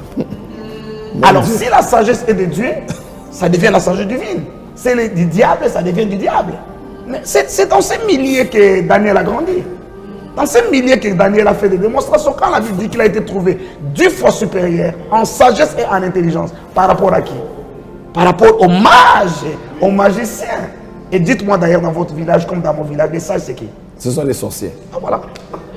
Ceux qui voient le jour et la nuit. Oui, c'est ça, c'est simple. Quand quelqu'un meurt, on les appelle, on les convoque, mais qu'est-ce qui s'est passé? Pourquoi on les convoque et on ne cherche pas des microbes et tout? Ça se passe de cette manière-là. Voilà, je rentre avec Moïse. Il est dans le pays des mendiants. Dieu vient lui dire, qu'est-ce que tu as dans ta main? Un bâton, jette-le par terre. Ça devient un serpent. Mais pourquoi pas un scorpion? Pourquoi pas un rat? Pourquoi pas? Ça serait toujours un miracle. Pourquoi un serpent? Parce que les totems de l'Égypte ancienne, c'est les serpents. Les États-Unis, c'est l'aigle avec ses flèches et ses rameaux. Vous voulez la guerre, je vous donne. Vous voulez la paix, je vous donne. Et tous les grands empires, c'est les lions, soit c'est tout ça. Mais en Égypte, c'est les serpents. Qui est le totem, c'est le pouvoir de l'Égypte réside dans les serpents. Et Moïse connaît ces choses. D'ailleurs, avant qu'on en arrive là, je vais reculer en arrière. Pourquoi Moïse a vu un buisson enflammé qui ne se consumait pas, il s'est arrêté? Vous serez passé. Avant d'avoir lu les textes de Moïse et d'avoir la lumière du Saint-Esprit, à la place de Moïse, vous passerez. Moi, je passerai. Mais Moïse a appris en Égypte les lois de lumière. Les lois de lumière est simple. D'abord, il est spirituel, après il devient scientifique. Tout ce qui brille, brille. Raison pour laquelle, au bout d'un temps, vous changerez tous les ampoules de vos projecteurs. Oui. Au bout d'un temps, votre téléphone, à force de briller, sera l'obate, le phare de votre voiture. Et même vos yeux. Jésus a dit, les yeux sont les lampes du corps. Vos yeux, à force de regarder à un âge donné, tout le monde a besoin de lunettes. Pourquoi? Parce que, à force de briller, parce que les yeux sont la lampe du corps, c'est pas moi, c'est Jésus qui dit. Ça commence par briller. Moïse connaît tous ces principes. Mais cette fois-là, il voit quelque chose qui brille sans briller. C'est ça ce qui a attiré son attention. Il dit non, ça ne se passe pas de cette manière-là. Il y a une loi qui est violée. C'est ça sa curiosité. Et maintenant, là, Dieu apparaît, dit bon, jette. Il jette, c'est les serpents. Et Dieu lui dit, tiens ces serpents par ta main. Il tient pour dire que je te donne le pouvoir de maîtriser la puissance des Égyptiens. Alléluia. C'est là où il est regardé, il sait que ça marchera. Alors je dis, on parle de 10 plaies, moi je parle de 11 plaies. La première plaie, c'est lorsqu'il arrive, il jette son bâton. Ça devient un serpent. Et tout, finalement. Moïse dit, Pharaon dit Jeannès et Jambres. Et tous leurs collègues dont la Bible ne nous donne pas des noms. Venez, jetez, ils ont jeté. Mais lorsqu'ils ont jeté, ils sont tombés dans les pièges. Parce que le serpent de Moïse a avalé l'un après l'autre. Et maintenant, Moïse récupère son bâton et un n'a plus de bâton. Un magicien sans bâton magique, son ministère est fini. Ouais. Je disais quoi? Tu as voulu acclamer, tu peux le faire. Gloire à Dieu. Gloire à Tu Dieu. peux le faire, ça c'est un tsunami de la parole. Juste la Bible et la Bible. Des lumières sur la Bible. Et continue à partager les directs, inviter les amis. On est en train bientôt de shooter. L'homme de Dieu est en train de parler. Et tout à l'heure, il va même prier pour nous. Pasteur, je vous en prie. Alors, je disais que le cheval blanc, lorsqu'il arrive, c'est pour séduire la religion, leur mettre hors jeu. Or, la religion de l'Égypte, c'est tous ces prêtres-là. Ils étaient au nombre des dieux de l'Égypte. Chaque prêtre, bon, chaque souverain, parce qu'ils ont l'air prêtres derrière. Mais auprès de Pharaon, on a des souverains. Donc, ils sont au nombre des dieux de l'Égypte. Et chacun a un bâton et tous les bâtons sont pris. Ça, c'est le piège du cheval blanc. Il les a mis dans son piège. C'est comme ça, vous ne voyez pas ça comme un piège, mais c'est comme une plaie, mais c'est ça le véritable plaie. Donc, on a frappé la religion. Maintenant qu'ils sont hors jeu, les chevals blancs donnent au cheval rond qui arrive. C'est des sauterelles, c'est des crapauds, c'est l'eau changée en sang. Ça, c'est. On enlève la paix sociale, non? Les Égyptiens doivent marcher, doivent. Et tout. Et puis finalement, à un moment donné, c'est l'économie qu'on attaque. C'est pas vrai. Avec le blé dans les champs, avec des troupeaux qui meurent. Ça, c'est l'économie qui est frappée. Mais lorsque le cheval noir de l'économie termine son travail, il donne le bâton au cheval pâle et c'est l'ange de la mort qui passe, il donne le dernier coup mortel. Mais c'est orchestré, c'est organisé. Ça se passe de cette manière-là. La plus grande question que ceux qui nous suivent auront pour dire, ben, finalement, ces chevaux viennent de Dieu ou du diable. Parce que c'est ça la question, la Covid vient de Dieu ou du diable. Voilà. Les chevaux d'Apocalypse, c'est comme nous avons vu, c'est le livre qui est entre les mains de Dieu. Zacharie dit qu'ils sont sortis de la présence de Dieu. Mais n'oubliez pas que le diable est un contrefacteur. Le diable n'a rien créé, il ne connaît rien. Il est parti avec la sagesse que Dieu lui a donnée. Il était parfait en beauté, rempli de sagesse. Et il a corrompu sa sagesse. Ça veut dire quoi? Et vous savez que les dons de Dieu sont irrévocables. Dieu donne, il donne, c'est tout. Il ne reprend pas. Corrompre sa sagesse veut dire qu'il a détourné le but. C'était une sagesse pour bâtir, maintenant c'est pour détruire. Donc lui aussi a, évidemment, des chevaux et tout ce que Dieu fait, les diables copient. Il ne fait rien d'autre. Il copie simplement tout ce que Dieu fait. C'est nous qui avons des critères, non, parce que nous ne sommes pas spirituels. Nous aimons conclure que c'est de la magie, c'est ça, c'est ça. Mais dites-moi, Moïse et son bâton et son serpent, Jeannès et Jambres, les mêmes procédés, le même résultat. Mais oui, c'est pas ça. C'est exactement ça. Quelle est la différence maintenant? C'est la source d'où ça vient. Moïse, ça vient de Dieu, c'est divin. Là, ça vient de Satan, c'est satanique, mais les formules et les résultats sont les mêmes. Malheureusement, nous jetons les bébés l'eau sale. C'est ça notre problème. Voilà, la convite, prenez-les dans ces cadres-là. Oui. C'est vraiment le cheval noir. Vous avez vu en Europe, tous les grands pays en Occident ont commis des bourses pour relancer leurs entreprises, relancer l'économie et tout. Donc c'est une crise qui est économique. Je pense que la crise sanitaire est en train de venir. Je pense que le cheval pâle est en train de venir. Mais avant qu'il n'arrive, l'Église est avisée. Nous pouvons nous lever. Parce que la réponse à tout cela, parce qu'on ne rate pas l'objectif, la réponse à tout cela, c'est ce que Dieu dit à Josué et à Zacharie. C'était ma question d'ailleurs. Toutes les fois que vous voyez des chevaux sortir de l'invisible et venir, la réponse pour vous, Église, c'est de prendre des couronnes et d'aller mettre dans la tête des sacrificateurs. C'est maintenant l'union parfaite entre les sacerdoces et la royauté. Cela veut dire ce que vous appelez l'église du futur doit être une église sacerdotale et royale. Mais dans une parfaite union. Autant nous sommes spirituels, autant nous sommes forts économiquement, autant nous sommes forts politiquement, autant nous sommes influents dans tous les sens. C'est ce que ça veut dire au fait. Il n'y a rien de nouveau. C'est ce que le maître a dit, soyez les sels de la terre et la lumière du monde. Le sel agit dans l'invisible. Si le sel est visible, on n'a pas bien préparé la nourriture. Le sel agit par... Le sel agit par infiltration. Le sel, c'est les sacerdoces. Ça arrête la pourriture. La lumière, si vous la cachez comme le sel, il n'est plus lumière. La lumière agit par l'imposition, par l'envahissement. Il envahit, les ténèbres disparaissent. Donc nous, sel, c'est les sacerdoces, dans l'invisible. Dans l'invisible. Nous, lumière, c'est dans le visible et dans tout ce que nous faisons. Or, le principe a été établi au début avec mon verset, peut-être l'un des plus importants, Hébreux 11, verset 3. Donc, il faut qu'on commence dans les sacerdoces parce que celui sur qui on met les couronnes est d'abord sacrificateur. Vous avez lu l'histoire des deux rois. Lorsque la reine, lorsqu'Athalie, son fils meurt, il va tuer tous ses petits-fils pour devenir roi. On prend Joas, on le fait fuir, on l'amène où? Au temple. On l'exerce à la sacrification. La sacrification. Parce que le temps est de crise. Et au bout d'un temps donné, on les sort, on l'introduit dans la royauté. Et puis Athalie meurt, et puis ça se passe de cette... J'étais tenté de dire qu'on revient dans l'ordre de Melchisédek. Exactement. L'union parfaite entre les sacerdoces et la royauté. Wow. Et la guerre où Abraham est allé avant de rencontrer Melchisédek, c'était une guerre économique. C'était une guerre économique. C'est pour ça qu'il a délivré. Et puis il revient avec le butin, il prend la dîme, il donne. Mais dès qu'il donne la dîme, Melchisédek sait que le cheval pas t'attendra. Je dois t'équiper. Et il donne le pain et le vin, la Sainte Seine. Abraham ne pose même pas la question, c'est l'élevage, on a fabriqué où, ça devient où. Et puis finalement, il accepte de boire. Or, le fils d'Abraham n'a pas assez de foi, il vérifie. Tu es leur pasteur toutes ces années, tu leur dis, prenez du parfum, venez à l'église, on va prier avec. Ils te regardent. Ils ne comprennent rien de toutes ces choses. Alors qu'Abraham voit quelqu'un qu'il n'a jamais vu de toute sa vie. Et il croit le direct. Et il boit, pas seulement il croit, il boit, il ne sait pas qu'est-ce qu'il y a dans ces breuvages. Il ne sait pas les frais que là on l'a tiré où, l'animal est mort où, c'est pas son problème. Et pourquoi? Pas parce qu'il est naïf. Parce qu'il est un enfant qui marche par l'esprit. Il a les mouvements de l'esprit, il connaît et il sait comment supprendre. Pasteur, nous sommes en train d'aller à la fin parce que vous avez beaucoup de responsabilités et je crois aussi que le temps est arrivé pour vous de prier pour nous. Mais dans la dynamique maintenant, là c'est ma toute dernière question. Un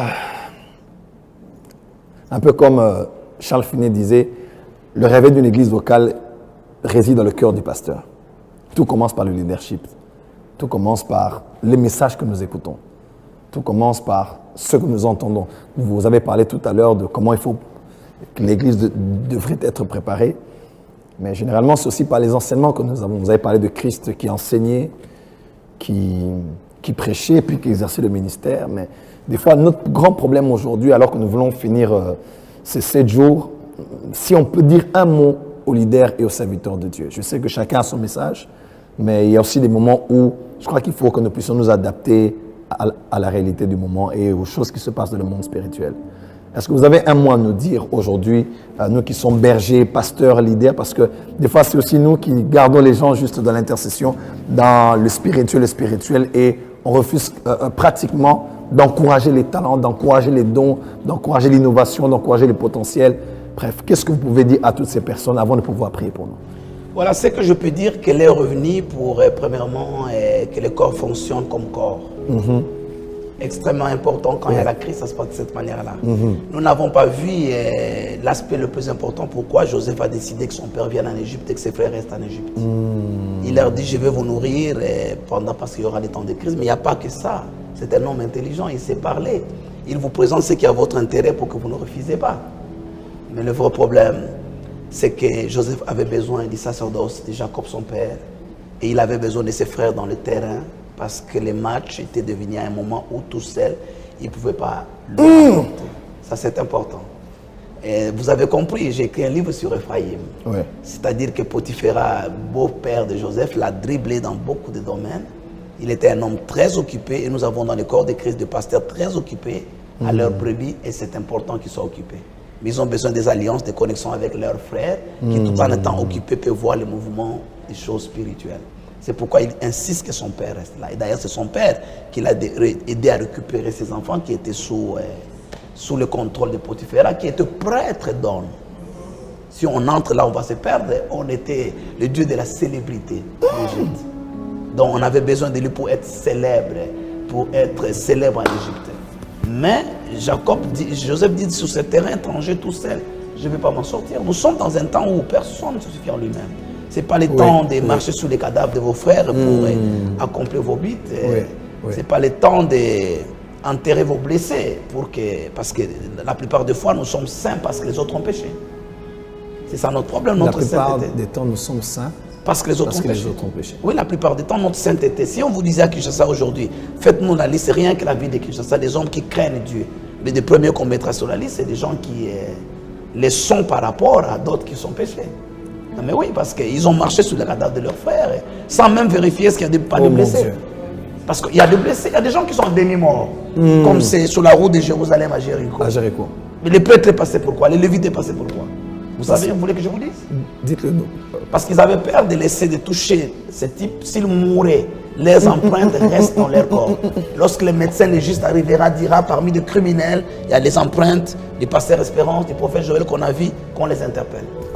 Alors, ils n'ont pas besoin de s'embrouiller dans ces choses-là. Et d'autres refusaient même que les sangs prennent leurs habits. Ils étaient habillés en toge blanche. Ils n'ont pas besoin que les sangs prennent leurs habits. Et vous vous posez la question finalement si vos frères étaient avec vous en guerre ou ils sont restés se cacher quelque part. Parce qu'ils sont tellement blancs et tellement purs. Il n'y a même pas de poussière dans leurs habits. Ils ne peuvent même pas s'associer. Est-ce qu'ils étaient au front, ils n'étaient pas là? Je crois qu'il y a une chose à faire. Lorsque vous trouvez vos frères dans les champs de bataille qui ont pris des coups, vous faites ce que David a fait. Vous vérifiez des uns qui sont morts et qui sont de blessés. Vous commencez par des morts, bien sûr. Non, par de blessés. Le blessé, vous les guérissez, vous les soignez. Parce qu'ils vous seront utiles. Alléluia. Si tout le monde est blessé et mort, vous avancez, vous vous retrouvez à un moment donné, vous êtes tous seuls. C'est vrai. Et quand vous êtes tous seuls, ce qu'on appelle repli stratégique ne marchera pas, on vous tuera également. Parce qu'il n'y aura pas des gens. Il faut soigner vos frères qui sont blessés et les accompagner. Et ceux qui sont morts, vous faites comme David et ses hommes. Ils ont marché toute la nuit jusqu'en Jabès de Galade. Pour faire quoi? Pour arracher les cadavres de Saoul et de Jonathan entre les mains des incirconcis. Ils sont déjà morts, qu'est-ce que ça vaut la peine les cadavres? Il dit non, ce sont nos généraux, ce sont nos commandants, c'est des gens qui ont défendu nos femmes et nos filles, nos sœurs contre les Philistins. Ce sont des gens extraordinaires, c'est non-vaillants. Après son cantique funèbre, il prend les dépouilles de ces hommes-là, il vient les rendre un dernier hommage. À nos morts, nous rendons un dernier hommage. Nous les célébrons pour ce qu'ils ont fait. Nous ne rappelons pas le mal qu'ils ont fait. Et c'est ça le corps, c'est ça l'église. Joseph peut dire à ses frères, lorsque je vais mourir, ramenez mes os. Et s'il était seul, qui allait ramener ses os? Ephraïm et Manassé. Ephraïm connaissait où se trouve Hébron, où se trouve Sichem, où on a enterré Abraham, on a enterré Isaac. Il connaissait la caverne. Il ne connaissait rien de tout ça. C'était des Égyptiens. C'était des Égyptiens. Et puis il fallait que ses frères soient là. Et regardez. Il leur dit, Dieu vous visitera. Oh mon Dieu. Dieu vous visitera veut dire quoi? Ça veut dire quoi? C'est-à-dire un temps de crise arrivera, un temps plus difficile arrivera. Quand il est dit, ils sont en position d'autorité, ils sont des privilégiés du pays. Mais il dit, Dieu vous visitera. Il dit, n'oubliez pas de prendre mes os. Et maintenant, qu'il arrive le temps de délivrance, ils ont pris les os de Joseph. Ils l'ont emmené jusque de l'autre côté, dans la terre promise. Ils l'ont enterré. Cela me permet de dire que lorsque Jésus est mort à Jérusalem, des saints qu'on a vus, c'est ceux qui étaient enterrés dans la patrie. Il est allé ressusciter. C'est pourquoi pour les Juifs, l'Église devait s'inspirer des Juifs. Oh mon Dieu. Pour les Juifs est bon et sacré. Tous les jeunes gens arrêtons l'université, arrêtons l'agriculture pour se battre autour des bronzes. Parce que c'est là où sont enterrés le patriarche. Et ils sont là pour... S'ils font ainsi pour l'honneur de leur mort, qu'est-ce qu'ils font pour leur vie? Nous, malheureusement, je vais juste dire aux frères et sœurs qu'en Égypte, Joseph avait besoin de ses frères. Ouais. Il ne pouvait pas dire je suis fier moi-même. Parce que si vous tournez la page, vous verrez que Joseph n'est rien d'autre qu'un esclave des Égyptiens sans ce frère. Parce que tout ce qu'il produit comme abondance et tout, il n'a que les femmes, la femme et les enfants sont des Égyptiens, tu l'as bien dit. Oui. Mais il travaille pour qui? Il travaille matin, soir, organise toutes ces choses. Tout ce qu'on lui donne n'est que des honneurs, non? C'est les parades, c'est des honneurs pour les distraire, mais sa famille n'est pas là. Donc les gens peuvent vous encenser pour votre sainteté, pour votre sagesse, pour tout et tout. Mais toutes ces choses n'ont pas de sens si vos frères, ne sont pas avec vous. La Bible dit qu'il est doux et agréable pour des frères d'être ensemble. Oh Seigneur. La Bible dit c'est comme la rosée de l'Hermon. L'Hermon est la plus haute montagne de cette chaîne de montagnes. Il prend la neige, tous les montagnes le prennent également. Mais les autres vont le perdre aussitôt. Mais lui, à cause de son altitude élevée, il gardera la neige pendant longtemps. Et lorsque les températures deviennent chaudes à l'été, lui commence à répandre ses neiges sur ses frères. Ça descend, ça vous donne une des sources du Jourdain. Il dit c'est comme la rosée de l'Hermon qui descend sur la montagne. Mais aussi c'est comme l'huile répandue sur la tête d'Aaron, descend sur sa barbe, descend sur le port de ses vêtements. Parce que l'huile qui commence par la tête va commencer aussi à sécher avant. Mais l'huile qui arrive au bord du vêtement, c'est elle qui gardera la fraîcheur après. Waouh! Et Samson a compris ces choses.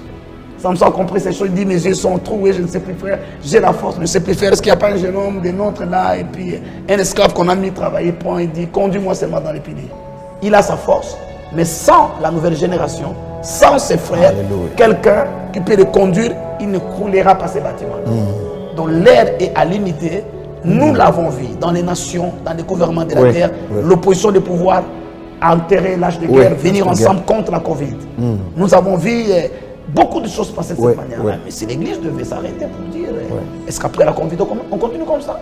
Lorsqu'on parle d'une Église royale et sacerdotale, la royauté c'est quoi? La royauté c'est que nous sommes nés ensemble, nous grandissons ensemble, l'un de vous est élevé comme roi. Nous faisons allégeance. Oui, nous faisons allégeance. Ils sont nés même père, même mère. Nous faisons allégeance. C'est ça la culture de la royauté. On parle aujourd'hui de Mohamed VI, Mohamed. Il n'a pas de frère. Il en a? Il a des frères qui, le premier d'ailleurs, ont fait allégeance. Et les autres disent, et voilà, ça se passe de cette manière-là. Et l'Église, une grâce est là, nous la soutenons, nous la célébrons, nous la. Une autre grâce arrive, tous nous, ainsi de suite. Et un sacerdoce royal, bien sûr, les sacerdoces s'exercent en communion, sans communion, il n'y a pas de sacerdoce. Les jours sont très mauvais pour le monde, mais entre-temps, il doit être meilleur pour nous. Alléluia. Parce que lorsque l'obscurité couvre le pays d'Égypte, à Goshen, il y a la lumière. Alléluia. Lorsque en Égypte, il y a des plaies, à Goshen, pas même un chien en remué. Oh, Jesus. Pourquoi? À cause de la présence de Dieu. Que Dieu vous soit favorable. Amen. Que Dieu renouvelle, nous bouscule. Et que nous puissions comprendre quand la main est malade, c'est tout le corps qui est malade. C'est l'heure de nous mettre ensemble pour vivre des...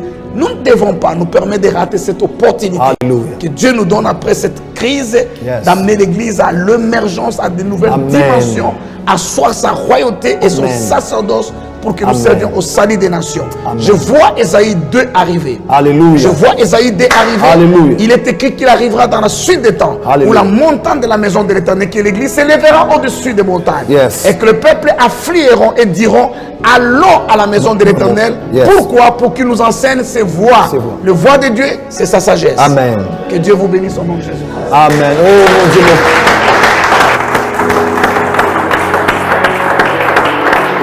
Gloire à Dieu, gloire à Dieu.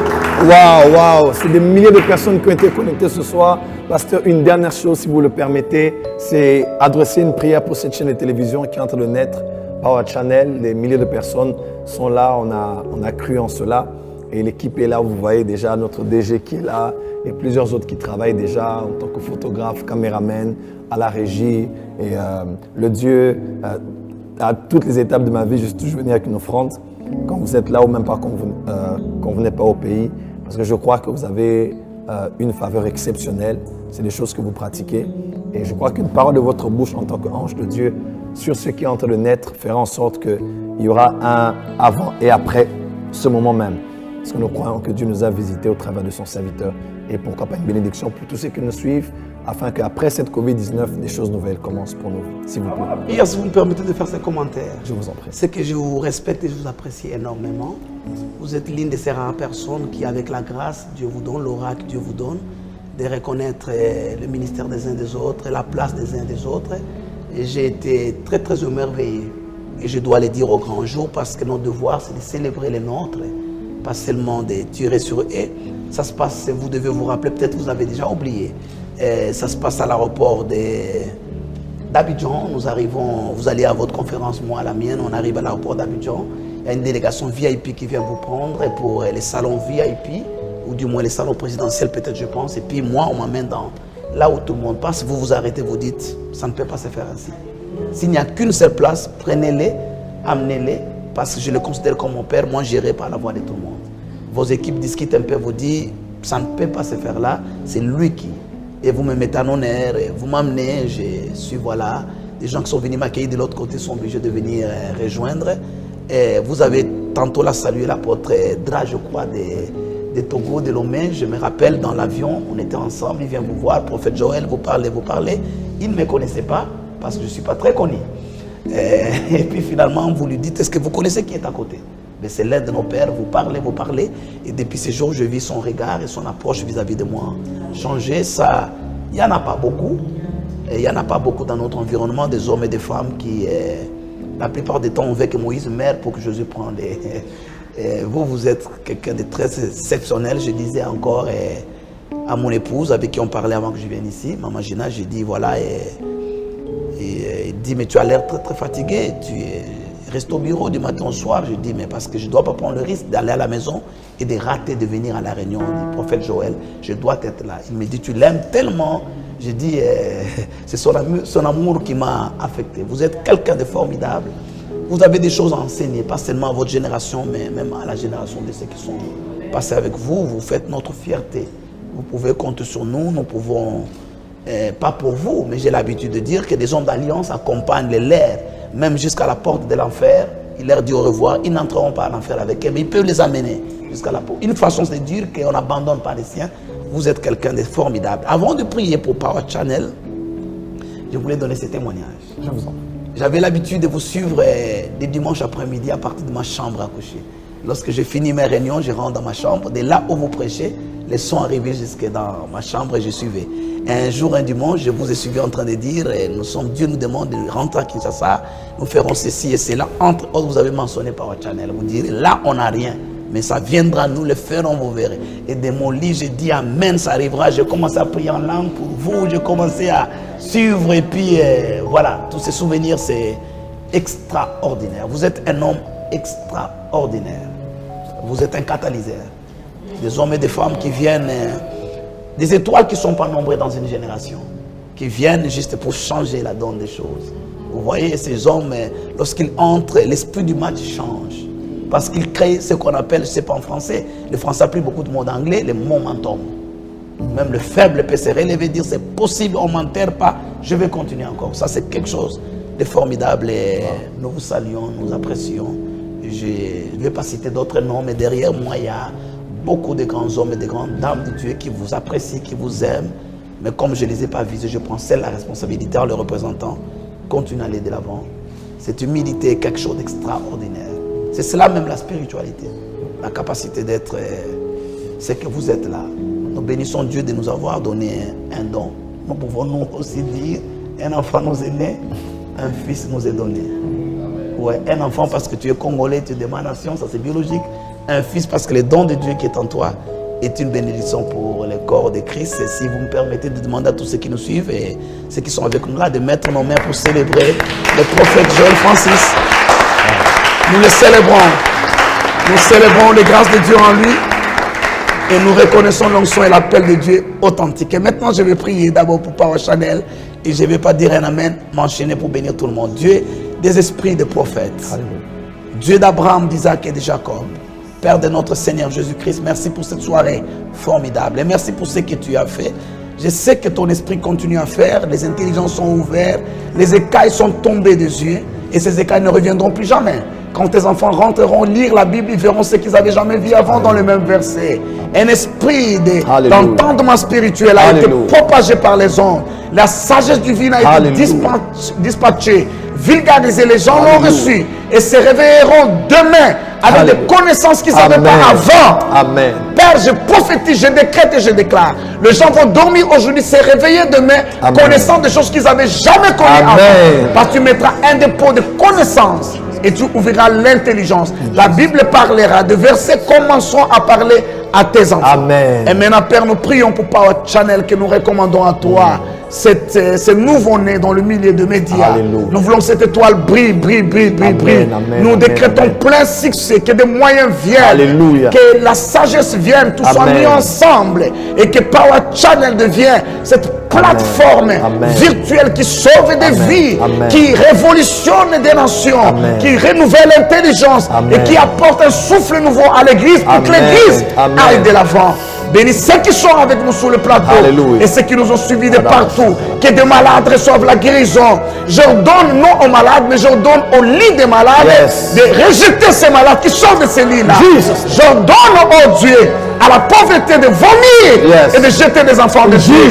J'ordonne au blocage, Seigneur, de se séparer des enfants de Dieu, de les repousser et de se séparer d'eux. Selon qu'il est écrit dans le livre. Vous servirez l'Éternel votre Dieu. Amen. Il bénira vos os et vos pains. Amen. Il éloignera la maladie du milieu de vous. Il sera l'ennemi de vos ennemis, l'adversaire de vos ennemis. Il enverra même des hémorroïdes, des pestes pour chasser vos ennemis. Et le plus important, il accomplira le nombre de vos jours. Amen. Je décrète succès, je décrète longévité. Amen. Je décrète succès, je décrète longévité. Amen. Je lève les sanctions démoniaques. Je lève les embargos démoniaques sur le santé, le vie et le ministère des gens. Je décrète et je déclare l'ouverture et la passée par l'onction prophétique de cette maison, de ce plateau. Amen. Que porte le prophète Joël Francis. Amen. Et par l'onction royale et sacerdotale que j'ai ajoutée, que la combinaison de ces trois onctions affecte des vies positivement et ouvre des portes et que les témoignages abondent. Au nom puissant de Jésus-Christ, nous avons ainsi prié. Merci Seigneur Jésus-Christ. Merci. Est-ce qu'on peut acclamer très fort pour le Seigneur? Waouh! Est-ce qu'on peut faire plus que ça? Waouh, waouh, waouh, waouh, waouh.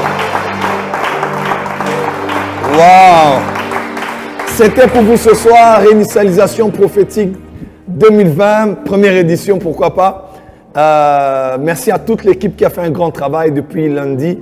On a travaillé d'arrache-pied. Vraiment, l'équipe était là très tôt. Midi, 13h, ils étaient déjà là. Et après 22, 23h, minuit même, ils quittaient les lieux. Je vous célèbre et vous bénis. Vous êtes juste les meilleurs. Et merci aussi à ceux qui nous ont disposé cette maison. Que Dieu vous bénisse abondamment de partout où vous êtes. Vous êtes même ici. Que Dieu vous bénisse, vous donne au-delà de ce que vous attendez de la part de Dieu.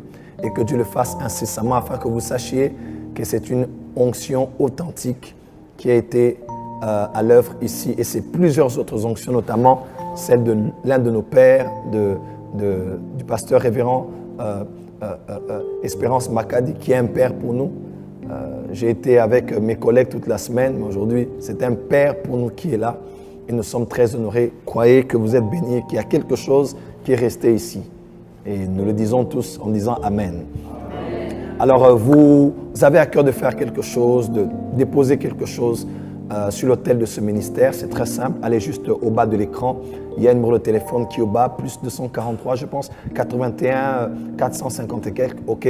Sur ce numéro, il y a un numéro WhatsApp. Vous pourrez même demander les coordonnées pour Western Union et MoneyGram. Vous êtes à Kinshasa.